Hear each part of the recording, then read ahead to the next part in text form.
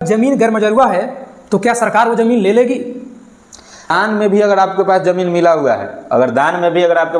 हुआ है, तो उसके लिए भी अगर मंदिर के नाम पे अगर आप दान किए हैं, चाहे कोई स्कूल के नाम पे अगर आप दान किए, चाहे ऐसे भी गिफ्टेड प्रॉपर्टी होता है, जैसे कोई अपने दामाद को दे दिया, किसी भी दामाद को दे दिया, बेटा को। नमस्कार दोस्तों, आप देख रहे हैं द राष्ट्र। मैं हूं रविरंजन कुमार और हमारे साथ हमारे सहयोगी हैं निशांत कुमार। आज जो हम लोग चर्चा करने वाले हैं, भूमि सर्वेक्षण में किन किन कागजातों की आवश्यकता है और भूमि सर्वेक्षण से रिलेटेड हमारे व्यूअर्स का कुछ सवाल है। उसी सवालों का जवाब लेकर हम अपने सहयोगी रविरंजन जी के साथ हम लोग आ गए हैं और इसी पे हम लोग जानकारी देने की कोशिश करेंगे। हमारे व्यूअर का सबसे पहला सवाल है, जमीन सर्वे में कौन कौन से मुख्य कागजात की आवश्यकता होगी? तो हम आपको बता दें कि जमीन सर्वे में मुख्य कागजात की जो आपको आवश्यकता होगी, आधार कार्ड, वोटर कार्ड, प्रपत्र 2 और रैयत द्वारा स्वयं घोषणा पत्र, जमाबंदी, दाखिल खारिज और भू लगान, और खतियान अगर है तो खतियानी जमीन है तो खतियान की जो है छाया प्रति आपको जो है देना पड़ेगा। दूसरा सवाल है, अगर जमीन गैर मजरूआ है तो क्या सरकार वो जमीन ले लेगी? देखिए, हम आपको बता दें कि गैर मजरूआ जो होता है 2 प्रकार का होता है। एक जो होता है आम गैर मजरूआ और दूसरा जो होता है गैर मजरूआ खास।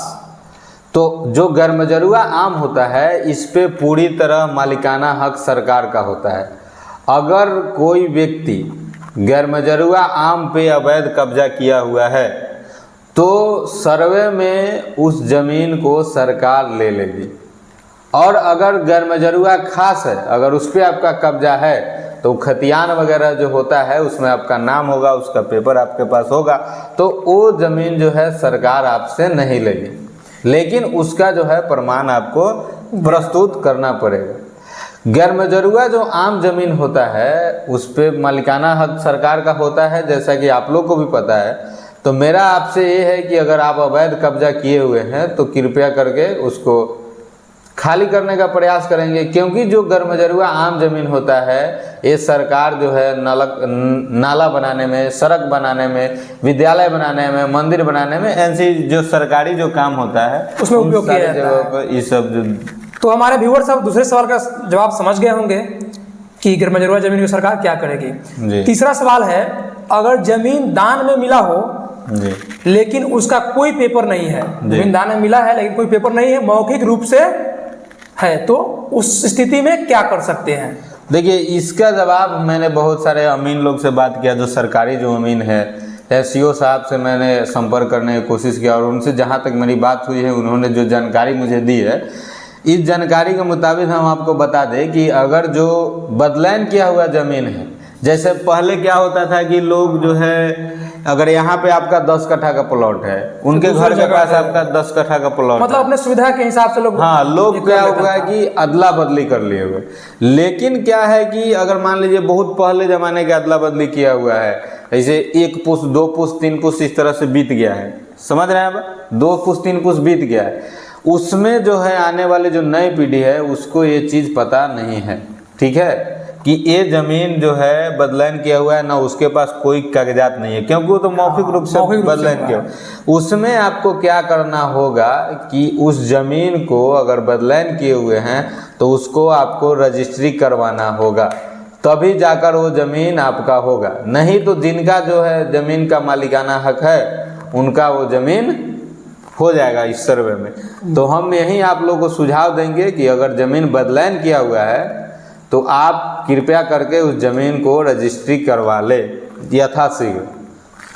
अगला सवाल है, अगर आपके पास बदलान या दान में मिला हुआ जमीन, जी हाँ, आप एक चीज उसमें क्या कर सकते हैं? बदलान यानी कि एक ऐसा बदलान जो आपस में जो खानदानी बदलान होता है जी, उसके बारे में बात की है। देखिए, अगर खानदानी बदलान है तो उसमें कोई ज़्यादा झंझट वाला बात है नहीं। अगर मान लीजिए कि हम ही जैसे हो गए, अगर हम अपने चाचा से ज़मीन बदले किए हुए हैं तो या तो अगर उसको करना है तो प्रॉपर तरीके से वंशावली वगैरह बनवा लेंगे, तो उसमें भी हम लोग अदलन बदलन कर सकते हैं। नहीं तो यानी कि आपके कहने के अनुसार है कि खानदानी बदलन होगा तो उसमें विशेष परेशानी नहीं होगी। अगर खानदानी है तो या तो मान लीजिए कि वहाँ से बदले हुए थे, या तो रजिस्ट्री कर दीजिए, हाँ, नहीं तो फिर अपना प्लॉट इधर उधर बदल कर लीजिए। इसमें ज़्यादा झंझट नहीं है।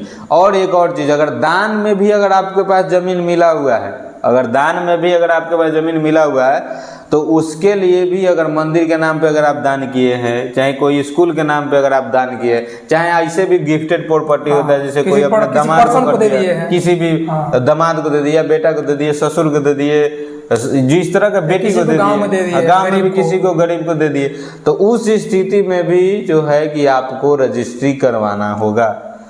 मतलब रजिस्ट्री कराने के बाद ही मान्य होगा। रजिस्ट्री करवाने के बाद ही मान्य होगा।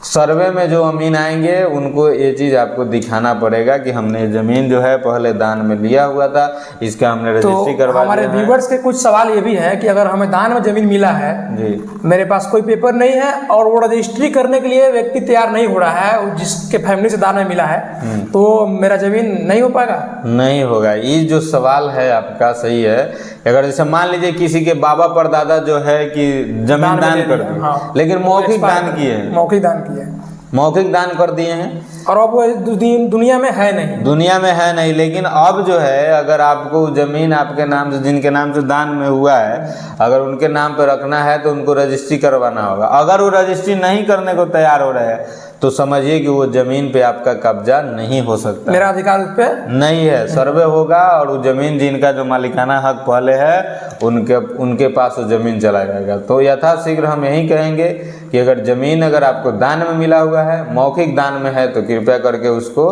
रजिस्ट्री करवा लें और मोटेशन जो है करवा लें।